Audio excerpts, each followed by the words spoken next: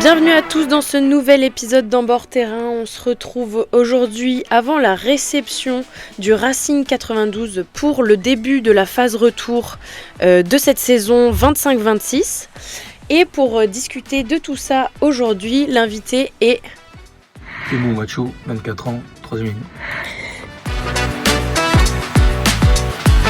Temo, l'année dernière, on avait déjà un peu discuté de ton parcours, etc. Tu venais tout juste du BO. Déjà, j'aimerais savoir comment s'est passée cette année et est-ce que tu te trouves grandi après cette première saison à l'UBB ?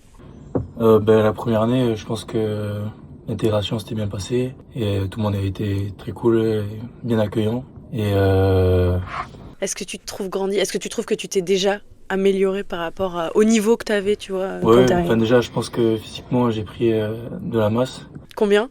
J'ai pris 10 kilos depuis que je suis arrivé. Ouais.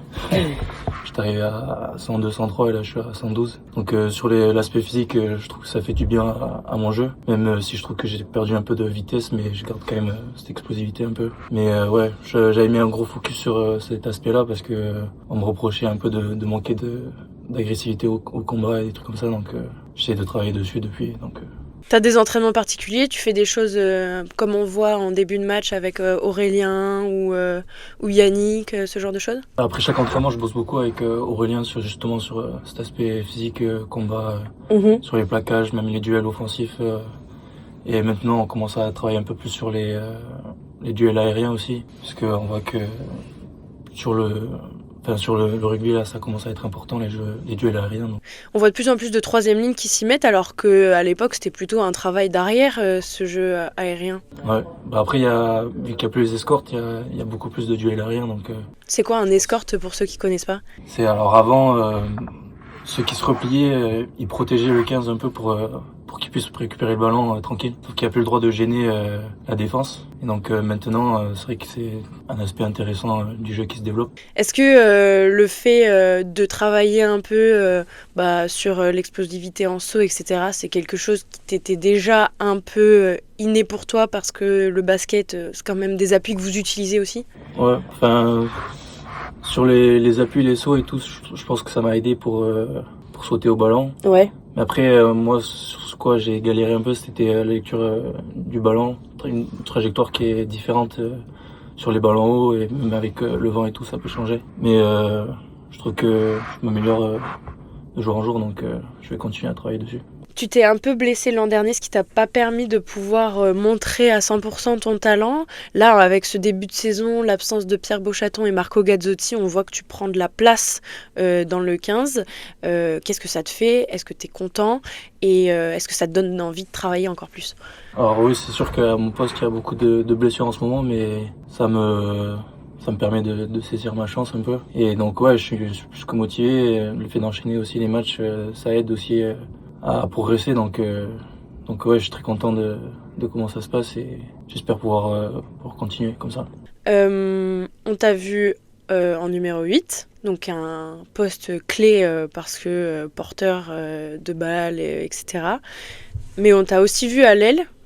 Quelles sont les spécificités que tu préfères en numéro 8 ? Alors moi j'aime beaucoup le poste de numéro 8, c'est le poste où j'ai été formé à Biarritz. Et c'est un poste où je me sens bien. Après, je suis pas fixé que sur le poste de numéro 8. Je sais que c'est important d'avoir cette polyvalence, de pouvoir jouer à plusieurs postes. Mais jouer en tant que numéro 8, j'aime bien gérer les duels aériens déjà, gérer le second rideau et puis tu touches plus de ballons quand même aussi en numéro 8. Ah ouais, tu trouves ? Ouais, un peu, ouais. Même si on voit quand même que les troisième lignes, ils se positionnent quand même vachement plus qu'avant, en tout cas dans notre jeu à nous, sur les extérieurs, sur certaines combinaisons. Est-ce que ça fait pas plaisir d'aller marquer de temps en temps des essais ? Si oui, ça fait toujours plaisir d'aller marquer des essais, c'est cool. En troisième ligne, quel est le joueur entre les 2 années, donc tu peux me dire même quelqu'un qui était là l'année dernière. En troisième ligne, quel est le joueur à l'UBB qui t'a le plus inspiré pour l'instant ? On a beaucoup de très bons troisième lignes et c'est vrai que j'aime bien essayer de m'inspirer des atouts que chacun a. Ouais. Tu prends un peu de tout le monde, quoi. Ouais, j'essaie de m'inspirer un peu de tout le monde. Et au poste de troisième ligne en général, est-ce que tu as un modèle dans le rugby? Moi j'aime beaucoup après Hardy Savia pour j'aime bien la rage qu'il a dans ses matchs et puis même il est très technique et il est très physique et même mentalement il est présent. C'est ton côté All Black, ça aussi, un peu. Peut-être un peu. T'as déjà été les voir en Nouvelle-Zélande quand tu y as été ou pas du tout? Les Blacks? Ouais. Non, jamais. Non? Une fois quand j'étais petit, on était voir un match à Paris et j'étais déguisé, maquillé en mode All Blacks et tout. Ça devait être sympa. Ouais.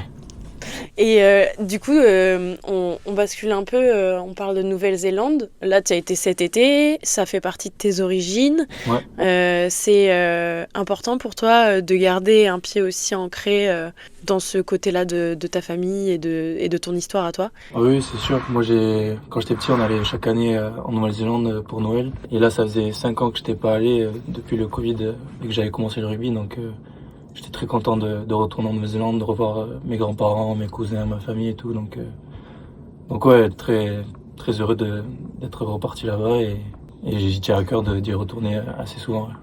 On a appris cette année que tu partirais potentiellement préparer le projet A7 pour Los Angeles. C'est quelque chose qui avait été discuté avec toi, une envie que tu avais formulée aussi un petit peu de ton côté, de voir ce côté-là du rugby? Moi, je sais que le 7, ça m'a beaucoup aidé. Avant de commencer en Pro D2, j'avais fait Super 7 à Pau. Mm-hmm. Et c'est un peu de là que c'est parti. Et je pense que aussi qu'en faisant les tournois à 7, Coupe d'Europe, tout ça, ça m'a permis d'améliorer mon rugby et notamment dans les duels et tout ça. Donc je pense que le 7 c'est assez important. Après, ça fait longtemps que j'ai pas joué à 7, j'ai pris du poids depuis, donc je sais pas si je serai encore au niveau, mais on verra bien. Et du coup, est-ce qu'il y a possibilité que cette saison, tu ailles t'entraîner un peu avec eux ou est-ce que ce sera fait a posteriori l'année prochaine ou à l'approche de Los Angeles? Comment ça se passe? Tu sais ou pas? Pour être tout à fait honnête, j'ai aucune idée encore. Ok. Tu sais pas du tout. Mais potentiellement, tu pourrais jouer du coup avec Romain Gardra qui est lui aussi au club et avec l'équipe de France A7. Oui. Après moi, priorité, c'est de jouer à 15 avec le club et tout ça, donc... Ce qui est compréhensible aussi. Bon, t'as la chance dans ton parcours de goûter pour ta première année en top 14 à un sacre de champion d'Europe. Qu'est-ce que ça fait d'être dans l'équipe qui a enfin réussi à passer le cap de ramener un titre à l'Union Bordeaux-Bègles? Franchement, c'était un moment magique que j'oublierai jamais. C'était quelque chose que j'avais jamais vécu. Donc, je me rappelle encore de quand on était sur le bus à passer dans Bordeaux. C'était vraiment incroyable. Tout le monde qui avait, toute la ferveur. Mm. C'était vraiment un moment incroyable et je pense qu'il faut aussi qu'on utilise ça pour se motiver et pour pouvoir avoir envie de revivre ce moment-là. Et comme il disait en début d'année, on veut pas que ce soit une étoile filante, on veut continuer sur ce momentum. Du coup, tu as déjà été à Marcoussis avec le 15 de France en tant que sparring partner. Est-ce que c'est un objectif à court, moyen, long terme de repartir là-bas pour t'entraîner avec le 15 de France? Alors ça reste toujours un objectif d'y repartir, oui, parce qu'on a tous envie de se tester au plus haut niveau. Mais moi en ce moment, je me focalise plutôt match par match, essayer d'être le meilleur possible à chaque match et puis après le reste, ça suivra s'il faut. Thémo, c'est un peu incroyable ce qui se passe à Chabannes-Delmas et autour de l'UBB en général parce que on joue également au Stade Atlantique, mais à l'occasion du match de Racing, donc on sera à notre 25e guichet fermé. 25, c'est énorme, ça fait une moyenne d'à peu près 34 000 supporters à l'année pour cette année 2025. Qu'est-ce que ça fait de se dire qu'on est aussi supporté, soutenu par la région bordelaise? Franchement, c'est incroyable et ça amène beaucoup de force pour jouer les matchs à 100% aussi, je pense. Rien que quand on arrive à Chaban, tout le monde est enflammé et quand on arrive sur le stade, c'est pareil. On voit toute la foule et donc c'est sûr que ça motive. Et je pense que toute l'équipe en est très reconnaissante tous les supporters qui viennent là tous les week-ends. Même en ce moment, quand il commence à faire froid et qu'il pleut et qu'il fait pas beau, ils sont toujours présents. Donc c'est sûr que ça fait vraiment plaisir de voir tout ça. Eh bien, super, c'est tout pour moi. Merci beaucoup Thémo d'avoir répondu à mes questions. Pour nous, on se retrouve donc ce samedi à 21h face au Racing 92. On vous attend pour l'arrivée des joueurs au bus. On sait qu'il fait froid, mais comme l'a dit Thémo tout à l'heure, ça leur fait vraiment chaud au cœur d'être accueillis avec autant de monde. Donc voilà, n'hésitez pas à venir nous rejoindre à partir de 19h30. Merci Thémo.